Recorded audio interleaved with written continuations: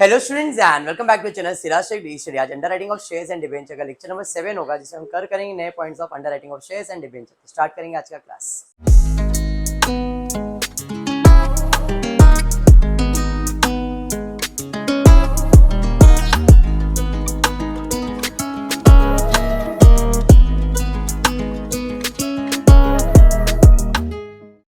In the previous class form underwriting हमने किया, benefit given, benefit not given, including excluding, बराबर। आज एकदम सिंपल सा sum, very simple sum. The only thing is आज के क्लास में हम कमीशन के बारे में पढ़ेंगे और जर्नल एंट्रीज के बारे में पढ़ेंगे। बट कराने से पहले एक एग्जाम्पल दे रहा हूँ, ये एग्जाम्पल को सेट करो दिमाग में और फिर इसे आएंगे। मैंने जब अंडर राइटर स्टार्ट किया था तो बताया था कि मेरे शेयर्स बिकने रहे, तो मैंने 3 जन को अपॉइंट किया था। एक था आसिफ, एक था कुलदीप और एक था दिनेश। लोग खरीदने वाले लोग थे, सुहानी, हाँ सुहानी, चलो सुहानी, जो भी XYZ। In short under writer वो पर्सन है जो कंपनी के शेयर्स बेच के देते। इन रिटर्न हमको क्या देना पड़ता है? कमीशन। अब जरा ध्यान से सुनना जो मैं बोलने जा रहा हूं। मेरे पास 3 अंडर राइटर्स है, 3 अंडर राइटर्स है। तीनों को मैंने बोला आप शेयर्स बेचो। एग्जाम्पल के लिए मेरे 1 लाख शेयर्स बेचने, जो बोल रहा हूं वो ध्यान से सुनोगे तो जर्नल एंट्री और कमीशन क्लियर हो जाएगा। इसके लिए ध्यान से सुनना। मैं कह रहा हूं कि मेरे कंपनी के 1 लाख शेयर्स मुझे बेचने। कितने शेयर्स बेचने? 1 लाख शेयर्स। अब 1 लाख शेयर्स मुझे बेचने के लिए मैंने 3 लोग को अपॉइंट किया, A B C। ए ने बोला 50,000 शेयर बेच दूंगा सर, बी ने बोला 30,000 शेयर बेच दूंगा और सी ने बोला 20,000 शेयर बेच दूंगा। 1 लाख शेयर बिक गए मेरे। कहाँ बिके? बेचने की गारंटी लिया है, बराबर है। मेरा अगर शेयर्स बेच दिया तो मैं तुमको 5% कमीशन दूंगा। अब कमीशन के लिए रूल है, या तो कमीशन फेस वैल्यू पे होगा या तो कमीशन मार्केट प्राइस पे होगा। अब मार्केट प्राइस मतलब मैंने कहा 1 लाख शेयर बेचना है, एक शेयर का वैल्यू 10 रुपया, 10 रुपये बेच दो। फेस वैल्यू 10 है, मैं 12 में भी बेच रहा हूं तो भी 10 रुपया फेस वैल्यू है, तो कमीशन फेस वैल्यू पे होगा। 50,000 शेयर तुमने बेचने का लिया, एक का वैल्यू है 10, मतलब 5 लाख के ऊपर मैं तुमको कमीशन दूंगा। समझा? हाँ। बी ने बोला था 30,000 शेयर बेचूंगा, एक का फेस वैल्यू है 10, 3 लाख होगा। कैसे? 30,000 इंटू 10, तो 3 लाख का मैं तुमको कमीशन दूंगा। कौन देगा? कंपनी। किसको देगा? अंडरराइटर्स को। मतलब कंपनी के पॉइंट ऑफ व्यू से ही सोचना है, अंडरराइटर के पॉइंट ऑफ व्यू से नहीं। तो कंपनी के लिए कमीशन जो है वो एक खर्चा है, हाँ या नहीं? जो भी खर्चा है हमेशा डेबिट होगा। क्यों ऐसा sir? Debit all expense and losses. तो कंपनी के लिए जो अंडरराइटर का कमीशन है वो खर्चा है। एग्री? एग्री? पक्का? तो मेरे लिए तो खर्चा है। अब ये खर्चा किसको देने का है? अंडरराइटर, जितने भी है सबको। तो इसकी जर्नल एंट्री क्या आएगी? खर्चा है तो debit, underwriter commission account debit, commission account debit to underwriter A, underwriter B, जितने भी अंडर, हो गया जर्नल एंट्री। अब ये मुझे उसको देना है, बराबर। ये कब दूंगा? जब वो शेयर्स बेचेगा। अब वो मेरे पास से परमिशन लेके गया शेयर्स बेचने का, वो अपने दुकान पे बैठे हुए लोग आ रहे हैं, बोलते मुझे शेयर्स खरीदने का। स्टैम्प मारता है, जाओ, स्टैम्प मारता है, दे देता, स्टैम्प मारता है, दे देता, स्टैम्प मारता है, दे देता है। मार्क्ड एप्लीकेशन, तो कंपनी का मार्क मतलब इतने शेयर्स बिक गए। जो अनमार्क्ड है, जिसपे कोई स्टैम्प नहीं, कंपनी उनको अकाउंट में अलॉट कर देती है। और जो बच जाता है, इसका मतलब वो शेयर्स बिका नहीं है। क्योंकि 1 लाख शेयर बेचने थे, एप्लीकेशन अगर 90 आया तो 10,000 मेरा बैलेंस है।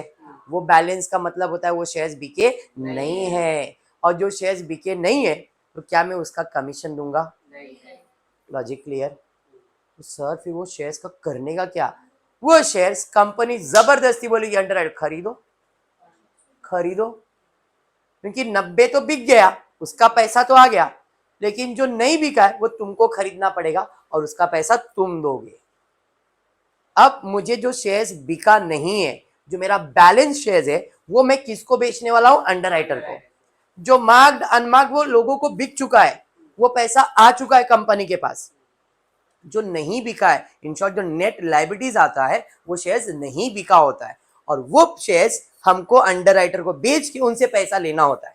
तो अब सीधी बात है, जितने एप्लीकेशन आए वो तो बिक गया, जो बैलेंस है वो नहीं बिका है, और जो नहीं बिका है वो मैं किसको बेचूंगा? अंडरराइटर। जो बिक गया उसका पैसा मेरे पास आ चुका है, मैं उसका हिसाब अंडरराइटर से नहीं मांगूंगा, वो हो गया। अब दो हिसाब अंडरराइटर के बीच में होगा, भाई जो नहीं बिका था वो शेयर तू खरीद और उसका पैसा मुझे दे, और जैसे ही तू पैसा देगा मैं तुझे कमीशन दूंगा, ये पैसा ले। देना भी है और लेना भी है, तो हम क्या करेंगे? अच्छा तेरे को कितना देने का है? 50,000। तेरे से लेने का कितना? 1 लाख। एक काम कर, 1 लाख में से 50 ही मुझे दे दे। तो हम पहले क्या करेंगे? कितने शेयर्स उनको बेचे उसकी एंट्री लेंगे, कितना कमीशन देना उसका हिसाब करेंगे, एंड देन कितना पैसा आएगा और कितना पैसा जाएगा उसको टैली करेंगे। बस ये 3 चीज आपको ध्यान में रखना है। वापस वापस वापस। जो नेट लायबिलिटीज आएगा इसका मतलब है इतने शेयर्स उनको खरीदना पड़ेगा, तो खरीदने की एंट्री पास करेंगे, फिर कमीशन की एंट्री पास करेंगे। क्या? एक मिनट, क्या क्या कंफ्यूज हो गए? एक मिनट, क्या कंफ्यूज हो गए? बोल।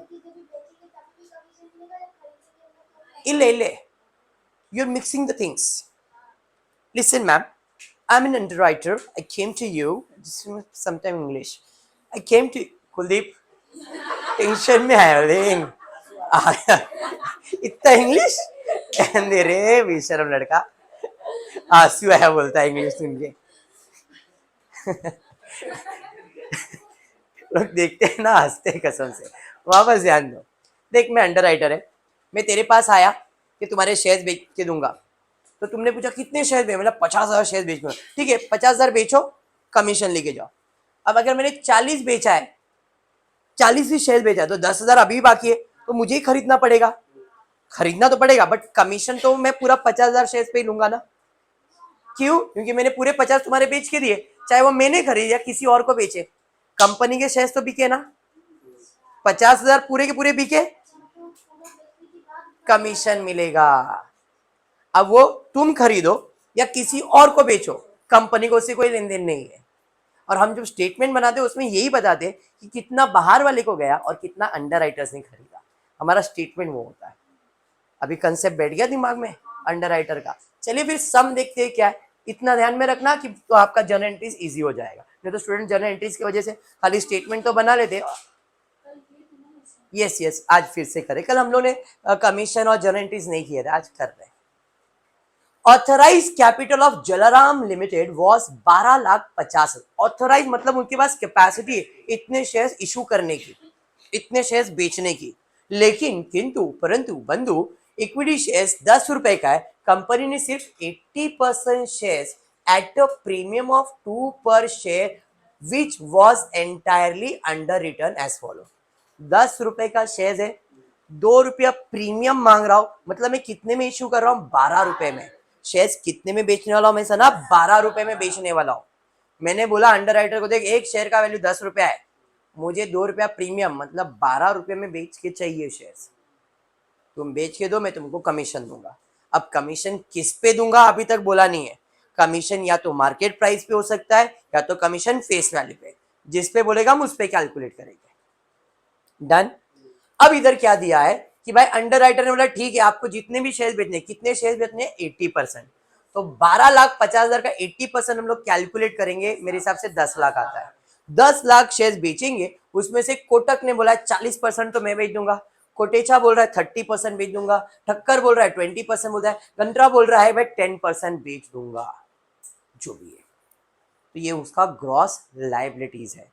फिर कंपनी को कितना एप्लीकेशन आया? 9 लाख, मतलब 9 लाख शेयर बेच दिया आपने, अभी भी 1 लाख बाकी है, तो 1 लाख कौन खरीदेगा? अंडरराइटर्स। समझा ये? मतलब अपना बैलेंस 1 लाख आएगा, ये तो लॉजिक क्लियर था। फिर इसमें मार्क कितना है? Underwriters are entitled to get 5% commission on, बोल दिया, मतलब कमीशन फेस वैल्यू पे कैलकुलेट होगा, मार्केट प्राइस पे नहीं। आगे, from the above information find out the liabilities of underwriter. Normally इधर तक ही क्वेश्चन होता है। And give journal entries in the books of Jalaram. Jalaram मतलब कंपनी की बुक में जर्नल एंट्रीज पास करना है। चलिए पहले अपना अपना जो स्टेटमेंट है वो बनाते। 40 30 21 जीएलआर या तो परसेंटेज में रहने दो या तो छोटा कर दो, 4:3:2:1। समझ में आए? तो ये मेरा क्या बन जाएगा? जीएलआर। कितने शेयर्स बेचने मुझे बाबा? हाँ 80% शेयर्स बेचने, 12,50,000 का 80% मतलब 10 लाख शेयर्स बेचने। चलिए भाई स्टेटमेंट बना लेते पहले, आई होप स्टेटमेंट क्लियर है। टोटल कंपनी का कैपेसिटी 10 लाख शेयर्स बेचने की है, बराबर है। तो 10 लाख शेयर्स मुझे बेचना है, जिसमें इसने बोला है 40%, 4:3:2:1। मैंने बेसिस का कॉलम नहीं बनाया, आप बना सकते हो, तो रेशियो लिखने के लिए काम आएगा। 10 लाख का 40%, 4 लाख, 3 लाख, 2 लाख, 1 लाख हो गया, बराबर ना। ये कैसे आया समझा ना, फर्स्ट लेक्चर में बेसिक करवाया था। अब देखते हैं, कैपेसिटी 10 लाख की थी, एप्लीकेशन कितना आया, 9 लाख एप्लीकेशन आया, including excluding. Sir firm under writing है ही नहीं, तो इंक्लूडिंग एक्सक्लूडिंग देखते नहीं है। जब फर्म अंडर राइटिंग आएगा तो इंक्लूडिंग और एक्सक्लूडिंग होता है। फर्म अंडर राइटिंग है ही नहीं, मतलब जो भी एप्लीकेशन आया इसके सीधे सीधे कितने पार्ट्स होते हैं, 2, मार्क्ड और अनमार्क्ड। 10 लाख में से 9 लाख आया तो बैलेंस कितना है, तो अपना आंसर 1 लाख आना चाहिए। अब 9 लाख शेयर्स बिके, इसके 2 पार्ट्स होते हैं, एक होता है मार्क, एक होता है अनमार्क। मार्क दिया हुआ है ऑलरेडी, कितना दिया है, 285, 3 लाख, 1 लाख, और इसका टोटल करो कितना आ रहा है, 8 लाख आ रहा है। 9 में से 8 लाख मार्क्ड है तो 1 लाख अनमार्क्ड होगा, और ये कौन सी रेशियो में बढ़ेगा, जेएलआर में, 4:3:2:1 या 40:30:21। तो इसका 40:30:21, 4:3:2:1 लिखा है। डिवाइड करोगे 40, 30, 20 और 10। ये फर्स्ट लेक्चर का वर्किंग था, बेसिक था। आंसर पे आते हैं। सबसे पहला ग्रॉस लायबिलिटीज ऑलरेडी लिख के रखा है, माइनस करेंगे मार्क्ड एप्लीकेशन, जैसा दिया है वैसे ही सेम टू सेम पूरा माइनस किया। फास्ट कर रहा हूँ क्योंकि ऑलरेडी ये बहुत बार हुआ है, आज के लेक्चर में इंपॉर्टेंट जर्नल एंट्री है, ठीक है। तो यहाँ पे मार्क माइनस किया, बैलेंस निकालेंगे, बैलेंस निकाले, यहाँ पे नेगेटिव है। स्टूडेंट लोगों को कंफ्यूजन ही होता है, सर नेगेटिव है तो एडजस्ट करने का, नहीं। एडजस्टमेंट कब होता है, जब सब मार्क्ड एप्लीकेशन माइनस किया, अनमार्क्ड एप्लीकेशन, अगर फॉर्म अंडर राइटिंग है, बेनिफिट गिवन, वो भी माइनस करने के बाद जो नेगेटिव आएगा, अगर पहले भी आए तो भी एडजस्ट करते जाओ, माइनस करते जाओ, and then finally credit adjust होगा। बीच में कभी भी क्रेडिट एडजस्ट नहीं करने का, किसका भी शेयर्स नेगेटिव होगा तो क्रेडिट एडजस्ट नहीं होगा, सब माइनस करने के बाद होगा, इसलिए इसको माइनस छोड़ दो, एडजस्ट नहीं करेंगे। अनमार्क्ड एप्लीकेशन 40,000, 30,000, 20,000, 10,000, इधर जीरो हो गया तो भी माइनस तो होगा ही, तो माइनस कर दिया, बैलेंस निकाल लिया। अब फर्म अंडर राइटिंग है ही नहीं, मतलब ये मेरा आंसर होता अगर सब पॉजिटिव होता, बट यहाँ पे 2 नेगेटिव है, तो इसका नेगेटिव भी इनको ही मिलेगा और इसका नेगेटिव भी इन दोनों को ही मिलेगा। तो आप कौन सी रेशियो में बांटोगे, तो 40% मतलब 4 था, इसको तो देना नहीं है 2, 4 और 2, तो आप 30,000 को 4:2 में इधर इधर बांटोगे, 15,000 को 4:2 में, तो 2 बार करने से अच्छा what I will do is, मैं दोनों को इकट्ठा ऐड कर लेता हूं। 30 और 15 कितना होता है, 30 और 15 45,000 होता है। एक एक करके कर सकते हो, बट मैं आपको इकट्ठा बता रहा हूं। 45,000 टोटल क्रेडिट है, इंटू 4/6, 45,000 इंटू 2/6, 6 1 जा 6 7 जा 42, हाँ 3 बच जाएगा, 6 5 जा 30, 0 0 सेम। अभी ये तो मैं मैनुअली कर रहा हूँ, आपके पास कैलकुलेटर है। 60,500 4 बार करोगे तो 30,000 आएगा, और इधर आ जाएगा 15,000, मतलब इसको देने का है 30,000 और इसको देने का है 15। अब स्टूडेंट के मन में यह आता है ये 30,000 इसको दिया, ये 15, ऐसा कुछ नहीं है, क्योंकि अमाउंट सिमिलर है ना, तो ये कंफ्यूजन क्रिएट होता है, बट ऐसा कुछ भी ये नहीं है। क्लियर है, हमने ये कैलकुलेट करके माइनस किया है, डन। इसका तो एडजस्ट करना था, ये तो पॉजिटिव रहेगा, ये नेगेटिव होगा, ये माइनस होगा, तो shares will be zero only. समझा एडजस्टमेंट। दूसरा तरीका क्या था, 30,000 का बाइफर्केशन करते, फिर 1500, तो लेंदी हो जाता और कुछ भी नहीं है। ओके चलिए ठीक है, तो यहाँ पे मैंने भी इकट्ठा ही माइनस किया हुआ है, 30,000 और 15,000, ठीक। अब बैलेंस निकालता हूँ, 4,500 एंड 55,000, टोटल हुआ 1 लाख। अब इसका मतलब समझो, इसका मतलब ये कि सब माइनस करने के बावजूद भी इसके अभी भी 45,000 शेयर बिकने के बाकी है, और इसके 55,000 बिकने के बाकी है। बाकी इन्होंने जितना बोला था उसके सारे शेयर्स बिक गए। तो ये शेयर्स कौन खरीदेगा, कोटक, और ये शेयर्स कौन खरीदेगा, ठक्कर। तो इनको शेयर्स खरीदने पड़ेंगे, तो इनको शेयर्स खरीदने, इनसे पैसे लेने पड़ेंगे। इनके सारे शेयर्स बिक गए तो इनको सिर्फ कमीशन देना है, पैसा लेने का है क्या, नहीं। बट इन दोनों से पहले शेयर्स बेचने का पैसा लेंगे और फिर इनको कमीशन देंगे, और इन दोनों को सिर्फ कमीशन ही देंगे। लॉजिक बैठा दिमाग में? हाँ, जनरल एंट्रीज पे आ जाओ, बट उसके पहले, हाँ चलो जनरल एंट्रीज ही पहले ले लेता हूँ। जनरल एंट्रीज में सबसे पहले हम क्या करेंगे, कितने शेयर्स बेचने थे मुझे, बट एप्लीकेशन कितना आया, 9 लाख बिक गया है।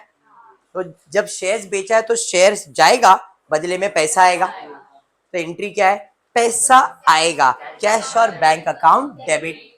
9 लाख शेयर्स कितने में बिका, 12 में। तो 9 लाख इंटू 12 करो, कितना आ रहा है, 1 करोड़ 8 लाख। अरे हाँ, कैलकुलेटर पे मेरे को ऐसा मत देखो, 9 लाख शेयर बेचने थे, 12 कहां से आए, अगर ये सवाल है तो देखो 10 रुपए का शेयर था, 2 रुपया प्रीमियम था, 12 रुपया मांगा ना मैंने, तो ये 9 लाख शेयर्स बिक गए अपने। तो 9 लाख शेयर्स पे 12 रुपए के हिसाब से 1 करोड़ 8 लाख। इसमें कैपिटल का कितना है, 10, प्रीमियम का कितना है, 2। तो जो 1 करोड़ 8 लाख आया है उसमें इक्विटी शेयर कैपिटल का है 9 लाख इंटू 10 90 लाख, और प्रीमियम का है 9 लाख इंटू 2 18 लाख। पहला एंट्री क्लियर। ये शेयर्स बिक गए। अब जो नहीं बिके, कौन से नहीं बिके, 45,000 शेयर्स और 55,000, ये नहीं बिके तो ये बेचना पड़ेगा। अब बेचेंगे तो शेयर्स जाएगा, पैसा नाम आएगा, क्योंकि ये किसको बेचा है, अंडर राइटर्स को। यहाँ पे पैसा नहीं आएगा, यहाँ पे नाम आएगा। तो इसकी एंट्री क्या है, शेयर्स जा रहा है, कितना, 1 लाख शेयर्स नहीं बिका था, 1 लाख शेयर्स ही जाएगा। 45 प्लस 55 करो, कितना होता है, 1 लाख। 1 लाख शेयर्स 10 रुपया, प्रीमियम भी तो मांग रहे अपन, बराबर है।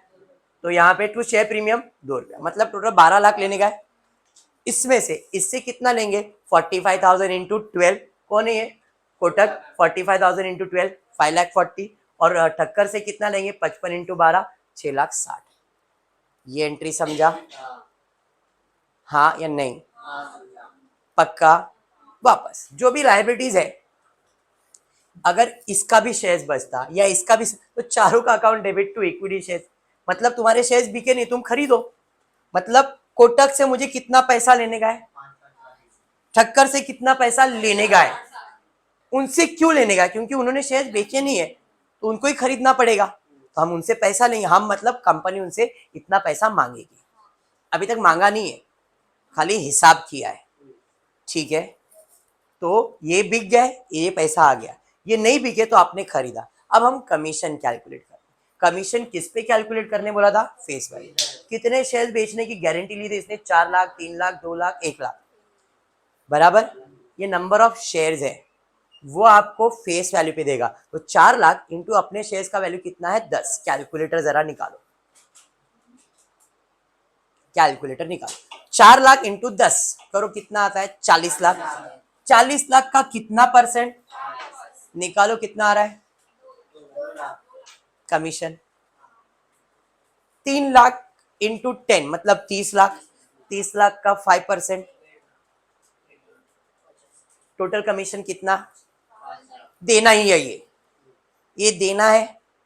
अरे हाँ, कमीशन मुझे देना है तो मेरे लिए तो खर्चा है। अब इसकी एंट्री क्या है, कंपनी के लिए खर्चा है, तो under writer commission account debit. 10 lakh कैसे सर, 1 लाख शेयर्स है, एक का वैल्यू 10, तो 10 लाख शेयर्स के ऊपर 5% के हिसाब से 5 लाख ही आएगा।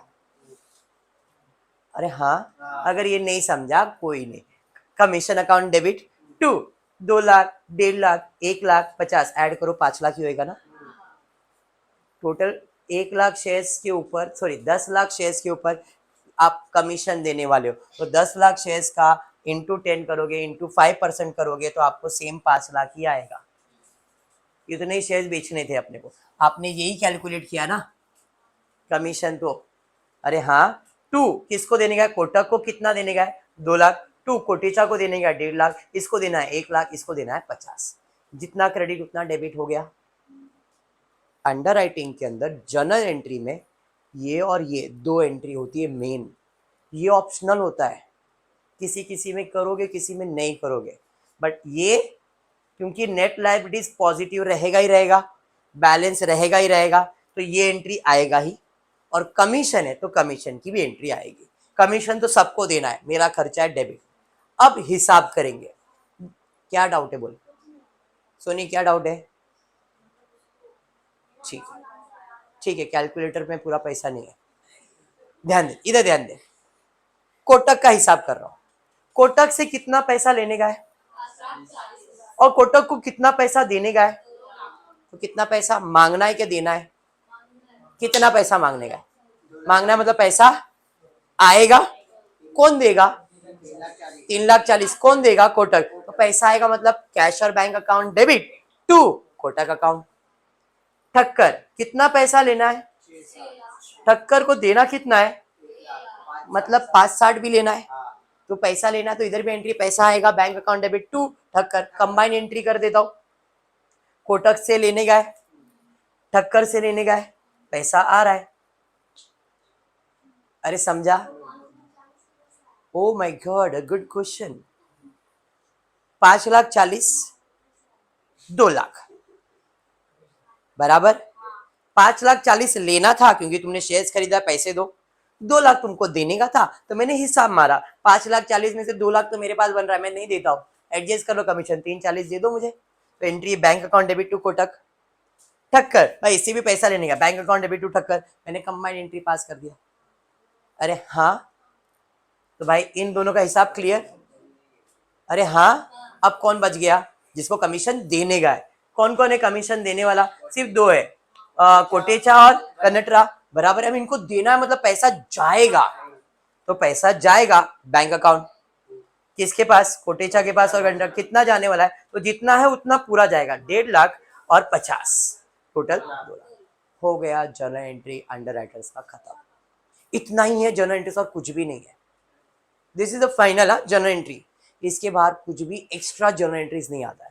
पहला तुम नेट लायबिलिटीज की एंट्री पास करते हो, नेट लायबिलिटीज के बाद कितना कमीशन है वो कैलकुलेट करते हो, फिर हिसाब करते हो कितना आने वाला है और कितना जाने वाला है। आने वाला है तो बैंक अकाउंट डेबिट जिससे आने वाला है, जाने वाला है तो बैंक अकाउंट क्रेडिट जिसके पास जाने वाला है। ये एंट्री अभी भी मैंने कहा है ऑप्शनल है, पास किया तो ठीक है, नहीं किया तो कोई इशू नहीं है, क्योंकि शेयर्स का एप्लीकेशन आया तो उसकी एंट्री पास करते हैं हम लोग। डन है, पक्का समझा है, तो अंडर राइटर्स का टॉपिक आज 7 लेक्चर हो गया है, इसके अंदर मैंने ऑलमोस्ट सारी चीजें कवर करवा दी है, benefit given, not given, excluding, including, simple, journal entries, commission सब करवा दिया है, ठीक है क्या, पक्का। तो आज इतना ही करते हो, फुली वीडियो पसंद आया तो प्लीज वीडियो को लाइक कर देना, फ्रेंड्स ग्रुप में शेयर करना, चैनल को सब्सक्राइब करना। Thank you for watching the video.